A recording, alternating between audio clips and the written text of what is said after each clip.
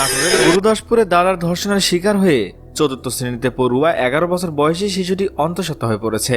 এই ঘটনায় মূল অভিযুক্ত প্রতিবেশী দাদা জাহিদুল ইসলামকে আটক করেছে র্যাব।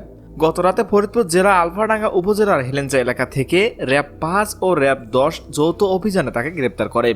সকালে র্যাব 5 সিপিসি 2 নাটোর ক্যাম্পে আয়োজিত প্রেস ব্রিফিংয়ে সাংবাদিকদের সামনে এ তথ্য জানান র্যাবের অধিনায়ক রিয়াজ শাহিনার। তিনি বলেন, চতুর্থ শ্রেণীর শিক্ষার্থী অন্তঃসত্ত্বার হওয়ার বিষয়টি স্থানীয় লোকজনের মধ্যে ব্যাপক আলোড়ন ও চাঞ্চল্য সৃষ্টি করেছে। মামলার এজাহারের উপর ভিত্তি করে র্যাব 5 ছায়া তদন্ত শুরু করে। তদন্তে র্যাব সদর দপ্তরের সহযোগিতায় নিজস্ব গোয়েন্দা নজরদারিতে আসামির অবস্থান শনাক্ত করতে সক্ষম হয়। পরে 12 ঘণ্টার রুদ্ধশ্বাস অভিযান পরিচালনা করে গতকাল রাতে ফরিদপুর জেলার আলফাডাঙ্গা উপজেলার হেলেঞ্চা এলাকা থেকে অভিযুক্তকে আটক করা হয়। তিনি আরও বলেন, ওই অভিযানে র্যাব সফল হলেও এই ঘটনা আমাদের সামাজিক এবং নৈতিক অবক্ষয়ের ভয়াবহ বার্তা দেয়।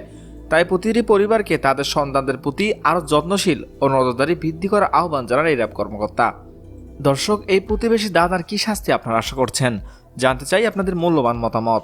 এখনকার মতো এখানে শেষ। পরবর্তী আপডেট জানতে আমাদের সাথেই থাকুন। ধন্যবাদ।